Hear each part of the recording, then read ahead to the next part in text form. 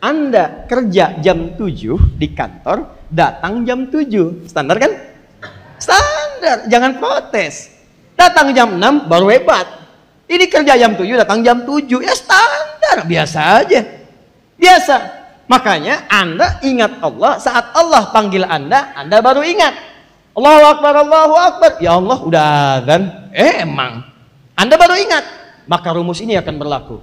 Ingat saya ingat Anda. Saat Anda mengingat Allah, kalau dipanggil saja, maka Allah pun akan mengingat Anda saat Anda memanggilnya saja. Ingat rumus ini.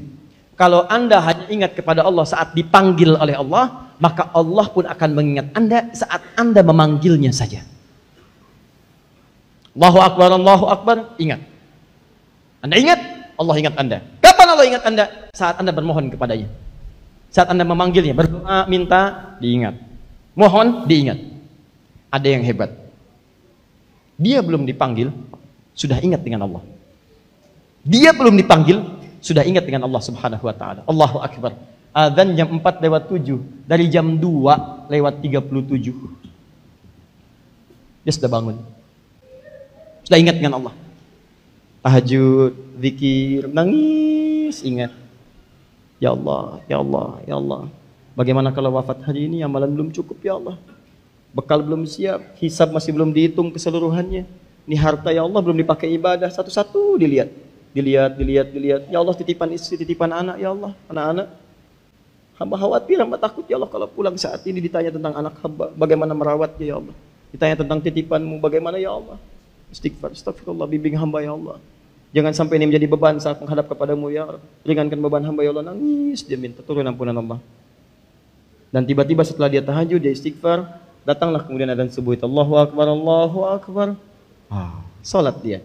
Maka yang seperti ini, saat dia mengingat kepada Allah sebelum dia dipanggil, maka Allah pun akan mengingatnya bahkan sebelum dia memanggilnya. Ini rumusnya. Karena itu banyak didapati orang-orang yang seakan-akan tidak punya masalah. Bukan tidak punya masalah, karena sebelum dia memanggil Allah tentang urusan kehidupannya, Allah sudah meringankan beban kehidupannya. Bahkan sebelum dia mengingat Allah Subhanahu wa ta'ala. Ingat ya, amalan ini yang disebut dengan takwa namanya. Jadi semakin meningkat ketakwaan, semakin datang kemudian perhatian dari Allah Subhanahu wa ta'ala. Muncullah rumus di Quran surah ke-65, di akhir ayat yang kedua, di awal ayat yang ketiga itu. Wa may yattaqillaha yaj'al lahu makhraja wa yarzuqhu min haitsu la yahtasib. Siapa yang meningkatkan takwanya kepada Allah, takwanya meningkat nih, meningkat. Maka apa timbal baliknya? Yaj'al lahu makhraja, diberikan jalan keluar dari setiap masalah kehidupannya. Ayo, bebas. Bukan nggak punya masalah, saat akan dihadapi diringankan. Jadi bukan nggak punya masalah, begitu akan dihadapi ringan. Bagi orang lain kayaknya berat banget, bagi dia kayaknya nggak ada apa-apanya. Masalahnya sama aja, sama-sama dihadapinya. Maaf ya, sama-sama macet. Tapi kok bisa yang satu mengeluh, yang satu belum keluar sudah pesimis, yang satu udah bikin status, macem-macem. Hari ini begitu macet ya, emang. Tapi yang ini, Masya Allah, begitu mau berangkat, macet, Alhamdulillah. Terima kasih Allah berikan kesempatan untuk macet, sehingga hamba bisa mengulang hafalan Quran yang sedang hamba hafalkan itu. Tenang. Mau apa lagi? Sampaikan, kasih tahu, terus, enak. Tuh. Itulah ciri takwa. Makanya ketika Allah menyebutkan kalimat takwa di Quran, orang takwa, itu ciri pertamanya langsung disandingkan iman dengan sholat. Buka Al-Baqarah ayat 2 dan 3. Dzalikal kitabu la hudal lil, siapa muttaqin? Ayat 3-nya. Alladzina yu'minuna bil ghaib wa shalah. Tuh, cek. Jadi semakin cepat Anda mengingat Allah, semakin cepat Allah mengingat Anda, semakin dalam perhatian Allah, semakin ringan kehidupan Anda. Yang bahaya, dipanggil jam 4:07, baru ingat jam 7:04. Itu yang repot. Jelas sampai sini?